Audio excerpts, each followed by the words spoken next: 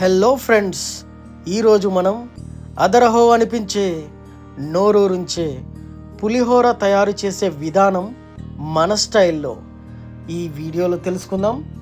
So friends, let's welcome our channel twin chat vlogs.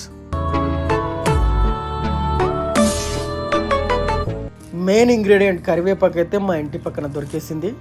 మిగతావైతే పల్లీలు, పచ్చిమిర్చి, ఎండుమిర్చి, ఆవాలు, మినప్పప్పు, జీలకర్ర, పసుపు, ఉప్పు, నూనె, చింతపండు లేకుండా ఎలా చేస్తాం? సో చింతపండును మనము నానబెట్టుకుందాం.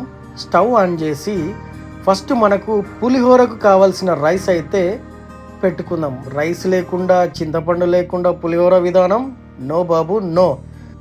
సో స్టవ్ ఆన్ చేసుకొని కడాయి పెట్టేసుకొని అందులో ఆవాలు, మినప్పప్పు, జీలకర్ర, పల్లీలు వేసుకొని వీటిని కొద్దిగా దూరగా వేయించుకోవాలి.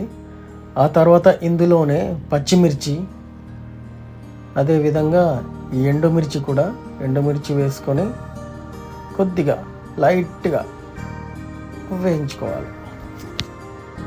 ఇందులోనే పసుపు వేసుకొని కొద్దిగా అన్ని మిశ్రమమయ్యేట్టుగా కలుపుకోవాలి. కలుపు నాయన కలుపు.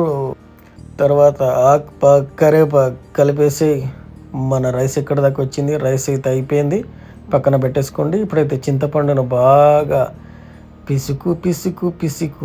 పిసికిన తర్వాత ఇందులో కలిపేసుకోవాలి. అయితే ఇందులో చింతపండు రసంతో పాటు గుజ్జు కూడా వేసుకోవాలి. గుజ్జు ఉంటేనే మజ్జ ఉంటుంది, గుజ్జు లేకపోతే మజ్జ అస్సలు ఉండదు. సో గుజ్జు ఇంపార్టెంట్ బిగులు, గుజ్జు ఇంపార్టెంట్, ఆ లెక్కనే వేరే లెవెల్.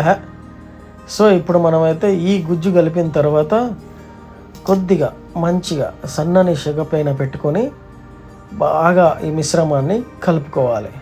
సో ఆయిల్ ఎక్కడెక్కడ ఉన్నా కూడా దాన్ని మనం అంతా మిక్స్ అయ్యే విధంగా ఈ గుజ్జునైతే కలుపుకోవాలి. గుజ్జు లేకపోతే మజ్జ లేదు బిగులు. సో ఈ విధంగా కలిపేసుకున్న తర్వాత మెయిన్ ఏం మర్చిపోయినావు నాని, ఉప్పు మర్చిపోలా. ఇప్పుడు ఉప్పు వేసుకోవాలి. ఉప్పు వేసుకొని దీన్ని కూడా బాగా కలిగబెట్టుకొని ఆ తర్వాత మనము ఇంకేం చేయడం, వేడి చేయడమే. సో దీన్ని బాగా సన్నటి సెగ పైన మరిగించి చింతపండు అండ్ ఈ మిశ్రమంలో ఉండే చిక్కదనం బయటకి, ఈ విధంగా ఆయిల్ బయటకు వచ్చి ఆ చిక్కదనం వచ్చేంత వరకు అయితే వెయిట్ చేయాలి. దీనికి ఒక 5 to 10 minutes అయితే ఖచ్చితంగా అవుతుంది. వెయిట్ చేయండి. వెయిట్ చేయండి.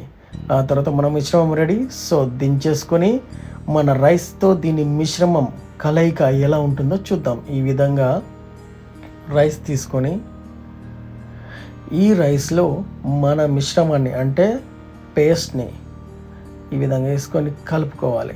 సో చాలామంది ఏంటంటే ఇంటి దగ్గర చేసుకున్న పులిహోరను బయట ఇంకెక్కడికో వెళ్ళి తినాలనుకుంటారు. కాబట్టి మీరు క్యారీ చేసేటప్పుడు మిశ్రమాన్ని అండ్ రైస్ని అలగలగ్ క్యారీ చేయండి. అక్కడికి వెళ్ళినాక ఈ రెండింటిని కలుపుకొని తినండి. ఆ టేస్ట్ వేరే level.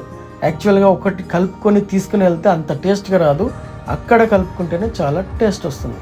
So friends, this is my style pulihora.